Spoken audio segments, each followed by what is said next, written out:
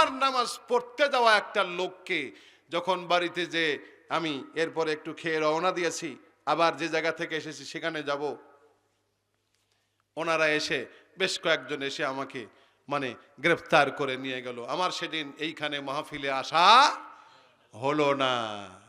যারা মাহফিলে আমাকে আসতে দিল না, এইভাবে করে গ্রেফতার করলো, আল্লাহ তাআলা ওদেরকে হেদায়েত করুন, জোরে কোন আমিন। আর হেদায়েত যদি অযোগ্য হয়, গজব দিয়া ধ্বংস করে দাও আল্লাহ। অটোমেটিক্যালি গজব কিছু পাইছে এই জালেমেরা। আল্লামা সাইদি সাহেব বলেছিলেন, এমন এক সময় আসতেছে তৌহিদি জনতা জাগবে, যেই জাগার চোটে মামু বাড়ি দিল্লি গিয়া পড়বা। দিল্লি গিয়াই পড়ছে নাকি অন্য দেশে করছে? দিল্লি গিয়াই পড়ছে। তিনি আরো বলেছিলেন, এমন একদিন আসবে সেই আন্দোলনের চোটে ইন্দুরের গর্ত পাবা না পালাবার জন্য 300 জন এমপি মন্ত্রী আমলারা শুদ্ধ একসাথে পালায়া যায়, এমন কোন ইতিহাস পৃথিবীর বুকে নাই। জেলের মধ্যে তুললো, বাঘের মতো সিংহের মতো থানায় গেছি, এক চুল কোনো টেনশন করি নাই, কারণ আমি আমার আল্লাহর জন্য গ্রেফতার হয়েছি। জেলখানার ভিতরে বক্তব্য রাখলাম, জেলখানার জুমার নামাজে খুতবা দিলাম। আমরা ভালো আছি, আমাদের জন্য হাজার হাজার মানুষ জেলখানার বাইরে দোয়া করতেছে, আর যারা আমাদেরকে মামলা দিয়েছে ওরাই টেনশনে আছে, কারণ ওদের জন্য জাহান্নাম অপেক্ষা করতেছে। জেলখানা একেবারে গোটা জেলখানা একবারে তুঙ্গে উঠে গেছে। মনে হচ্ছে যে আর একটু স্পিড বাড়ায়া দিলে এখানেই আন্দোলন শুরু হয়ে যাবে।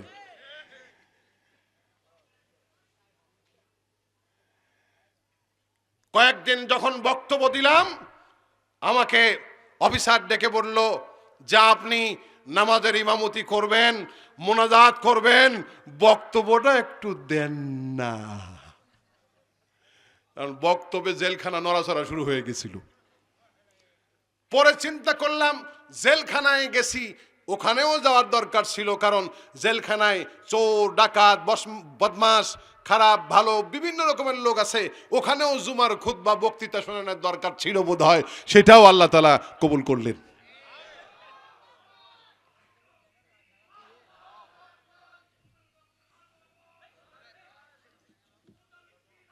প্রধান অতিথি আসতেছে।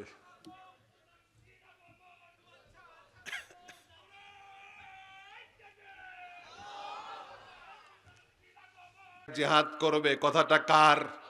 ও ডাকুর চকে লাগার আমার বান্দারা, আমি আল্লাহ বলতেছি, তোমরা আমার রাস্তায় জান দিয়া মাল দিয়া জিহাদ করবে। আল্লাহু আকবার কোন। এটাই তোমাদের জন্য উত্তম হবে যদি তোমরা জ্ঞান রাখো। এরপরের দিকে আল্লাহ তাআলা আরো বলতেছেন, ইয়াগফির লাকুম যুনুবাকুম, ও আমার বান্দারা, জান দিয়া মাল দিয়া যদি জিহাদ করতে পারো, তাহলে তোমাদের জিন্দেগীর সমস্ত পাপ আমি আল্লাহ রাব্বুল আলামিন মাফ করে দেব। শুধু মাফ করব না, ওয়ায়ুদখিলকুম, পড়ুন, ওয়ায়ুদখিলকুম জান্নাতিন তাজরি মিন তাহতিহাল আনহার,